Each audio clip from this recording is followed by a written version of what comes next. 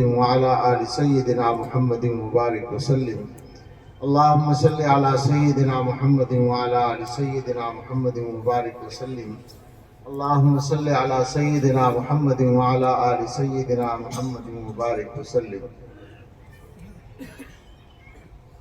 مولانا ذیشان صاحب اللہ ان کو سلامت رکھے، انہوں نے بتایا مجھے کہ ہم نے یہ لوگوں کو بتایا ہے کہ آج تفصیلی بیان ہوگا۔ جلال پور میں وقت نہیں رہا تھا، دیر ہو گئی تھی تو 5 منٹ میں بات ختم ہو گئی تھی، لیکن میں آج بھی لیٹ ہی پہنچ رہا ہوں۔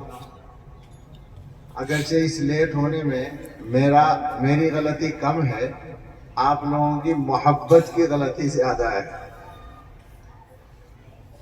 ہمارا یہ طبقہ جو ہے یہ محبت ہی محبت جانتا ہے، تو راستے میں ظاہر ہے کہ اس محبت کا کو بھگتنا پڑتا ہے، کہیں کچھ کھانا ہے کہیں ناشتہ ہے، تو اسی میں ہمیں دیر ہو گئی۔ اور پھر یہ کہ بیانات جلسے میں بلا شبہ بہت اچھے ہو چکے ہیں۔ ہم پہنچے ہیں تو حضرت مولانا مفتی طیب صاحب بیان کر رہے تھے، اور اس سے پہلے حضرت مولانا محفوظ الرحمان صاحب تو ماشاءاللہ آپ کے مانے ہوئے خطیب ہمارے دوست، ان کا پرجوش پرزور بیان چل رہا تھا، اس کو بھی ہم نے سنا، تھوڑا سا دور تھے ہم۔ اور اس سے پہلے معلوم ہوا کہ ہمارے بزرگ حضرت مولانا محمد عاقل صاحب دامت برکاتہم کا بھی بیان ہو گیا۔ اب یہ بہرحال ایک جلسے کا نظام ہے اور آپ حضرات کی محبت ہے کہ آپ ابھی تک بیٹھے ہیں، تو چند باتیں کر لی جائیں۔ ان جلسوں میں ہم لوگ جو بات کرتے ہیں وہ بات کرنے کے لیے نہیں کرتے یا تقریر کرنے کے لیے نہیں کرتے، اپنی بات سنانے کے لیے نہیں کرتے۔ اصل مقصد یہ ہوتا ہے اور یہ ہونا چاہیے کہ کچھ ہمارے اندر تبدیلی آئے، بدلاؤ آئے، ہمارے حالات ٹھیک، اور کوئی مقصد نہیں ہے۔ اور اگر یہ مقصد نہ ہو تو پھر کوئی بڑا فائدہ نہیں ہے۔ مدرسے کو چندہ تو آپ ویسے بھی دے دیں گے، دیتے ہی۔ جلسوں میں مدرسوں کا چندہ بھی ہوتا ہے، لیکن مجھے یقین ہے کہ آپ لوگوں کا مدرسوں سے جو تعلق ہے محبت کا، تو اس کی وجہ سے آپ اپنے گھر بیٹھ کے بھی چندہ دیں گے مدرسے کو۔ مدرسہ آپ کا ہوتا ہے، آپ سمجھتے ہیں اس کو۔ آپ لوگوں سے یہ کہنے کی ضرورت بالکل نہیں ہے ہمیں کہ آپ مدرسوں سے محبت کریں، علماء سے محبت کریں، وہ تو پہلے ہی سے بہت ساری ہے محبت، خوب ہے، اللہ اس کی برکتیں آپ کو عطا فرمائے۔ اصل جو بات کہنے کی ہے وہ یہ ہے کہ اپنی زندگی پہ غور کریں، کہاں کہاں انگلی رکھنے کی گنجائش ہے اسے بدلنے کی ضرورت ہے، کہاں کہاں گڑبڑ ہو رہی ہے، کہاں کہاں غلطی ہو رہی ہے۔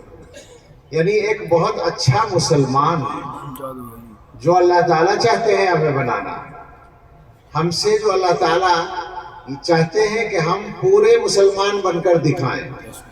قرآن کریم میں فرمایا ہے یا ایھا الذین آمنوا ادخلوا فی السلم کافہ، تو اس میں مضمون تو دوسرا بھی ہے، لیکن خاص طور سے یہ مضمون بھی ہے کہ اسلام میں پورے داخل ہو، یعنی مطلب یہ کہ اسلام کو پورے طور پر اپناؤ، بس نام کے لیے نہیں کہ ہم مسلمان ہیں مردم شماری میں، بلکہ اپنے کردار سے مسلمان بن کے دکھاؤ۔ اچھا، ایک تو یہ بات ہے سمجھنے کی کہ جب اللہ کی طرف سے یہ ہے ہی پہلے سے حکم، ہم مسلمان ہیں ہی اس لیے کہ اللہ کی مرضی کے مطابق چلیں، زندگی گزاریں، تو یہ تو ہے ہی اپنی جگہ۔ لیکن ساتھ ساتھ ایک اور مسئلہ ہے، اور وہ ہے دنیا کے حالات۔ مسلمان کو ایک طرف تو یہ ہے کہ اللہ کا حکم، اللہ کے رسول صلی اللہ علیہ وسلم کا حکم مجبور کرتا ہے، کرنا چاہیے اس کو کہ وہ صحیح چلے، اچھا آدمی بن کے دکھائے۔ لیکن اگر دنیا کے حالات خراب ہوتے ہیں، دنیا کے اندر پریشانیاں آتی ہیں، تو پھر مسلمان کو اس کی الگ سے فکر ہونی چاہیے کہ یہ حالات کیوں خراب ہیں، میں کیوں پریشان ہوں، مجھے عزت کیوں نہیں مل رہی، کیوں گڑبڑ ہو رہی ہے، دنیا میرے دشمن کیوں ہو رہی ہے، کیا ہو رہا ہے۔ تو اس اعتبار سے اگر آپ سوچیں گے، حالات کو دیکھیں گے، تو آپ دیکھ لیں، مجھے بتانے کی ضرورت نہیں ہے کہ کس کس طرح کے حالات کا ہم لوگ اس وقت شکار ہیں۔ اچھا، یہ جو حالات ہوتے ہیں، آپ لوگ ظاہر ہے سب پکے مسلمان ہیں، سب کے ایمان اور عقیدے کا حصہ ہے، یہ کس کی طرف سے ہوتے ہیں؟ اللہ کی طرف سے ہوتے ہیں۔ بھائی دنیا میں جو کچھ بھی ہوتا ہے اللہ کی طرف، اللہ کے حکم سے ہوتا ہے، اللہ کے علم میں ہوتا ہے۔ ایسا نہیں ہے کہ مثلا حکومت والے ہمارے خلاف کوئی سازش کر رہے ہیں اور اللہ میاں کو پتہ نہ چلے، یا وہ صاحب ہمیں کوئی نقصان پہنچا رہے ہیں اور اللہ تعالیٰ کو معلوم نہ ہو، یا یہ کہ اللہ تعالیٰ اسے روک نہ سکے۔ ایسا بھی نہیں ہے، روک سکتے ہیں، مگر یہی سوچنے کی بات ہے اصل کہ جب اللہ تعالیٰ سب کچھ جانتے بھی ہیں اور سب کچھ روک بھی سکتے ہیں تو ہمارے ساتھ کیوں ہوتا ہے ایسا؟ دوستو آج جو لون کمپنی بتانے والا ہوں اس میں کوئی بھی سیول کا ریکوائرڈ نہیں ہے۔ اگر آپ کا سیول لو ہے، 400 ہے، 500 ہے، 300 ہے، یا تو پھر آپ کا سیول اسکور ہے ہی نہیں۔ بات کیا ہے کہ ہمیں اللہ تعالیٰ کو پہچاننے میں غلطی ہوتی ہے۔ ہم یہ سمجھتے ہیں کہ اللہ میاں ہماری مرضی کے تابع ہیں۔ ہم جو اللہ میاں سے دعا کرتے ہیں نا، تو بہت سے بھائیوں کو آپ نے دیکھا ہوگا یہ کہتے ہیں کہ جی ہماری تو اللہ میاں سنتا ہی نہیں، ہماری دعا تو قبول ہی نہیں ہوتی۔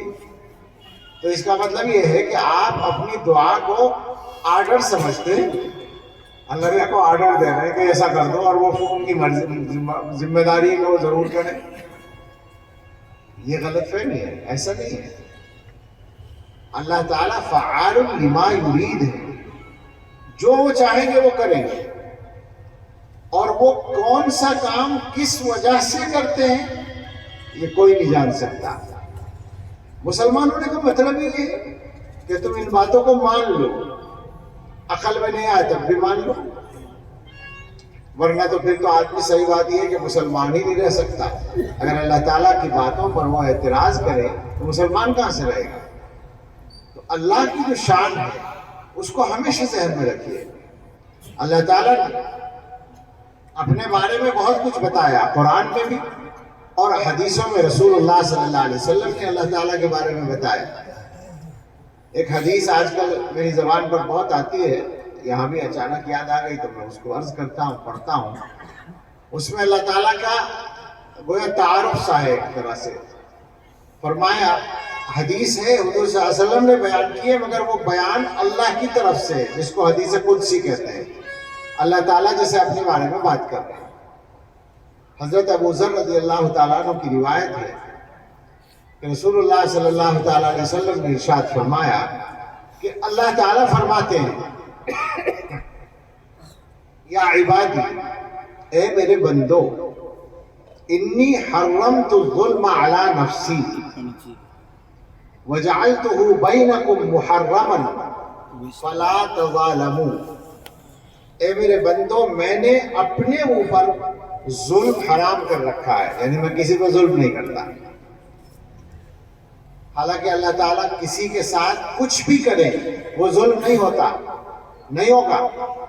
اگر اللہ تعالیٰ کی مرضی یہ ہو کہ سارے مسلمانوں کو جہنم میں ڈال دیں اور سارے کافروں کو جنت میں بھیج دیں تو کوئی اعتراض کی گنجائش نہیں۔ زبردستی کی بات نہیں ہے، اس کو سمجھو، یہ زبردستی نہیں ہے۔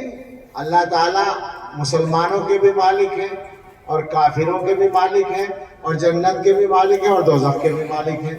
تو مالک کی مرضی اپنی چیز کو چاہے جا رکھے، سمجھ میں نہیں بات؟ تو اگر اللہ تعالیٰ ایسا کرے بھی تو ظلم نہیں ہوگا، مگر جس کو تم ظلم سمجھتے ہو، اللہ نے کہا میں وہ بھی نہیں کرتا۔ یعنی ایک آدمی ایمان والا اور میں اسے جہنمی میں بھیجوں، جنت میں نہ بھیجوں، ایسا میں نہیں کرتا، بندوں پر ظلم نہیں کرتا۔ اپنے اوپر ظلم حرام کیا ہے تو کوئی تمہارے لیے حلال کر دیا ہوگا؟ تمہارے لیے بھی حرام ہے، تم بھی آپس میں ایک دوسرے پر ظلم نہ کرو۔ اگر مسلمان یہیں رک کے غور کریں تو میں تو آج کل سچی بات ہے کہ کبھی کبھی یہ تو آپ لوگوں کی محبت کی برکت ہے کہ بہت ہی نرم لہجہ ہے اس وقت، ورنہ پرسوں ترسوں بجنور کے ایک علاقے میں تھا، اللہ جانے کیوں بہت سخت بات کر کے آیا۔ تکلیف ہوتی ہے اصل میں حالات دیکھ کر۔ یہ ظلم کی بات چل رہی ہے نا، میں آپ سے پوچھتا ہوں ایمانداری سے بتائیے کہ حکومت یا فلاں طاقت یا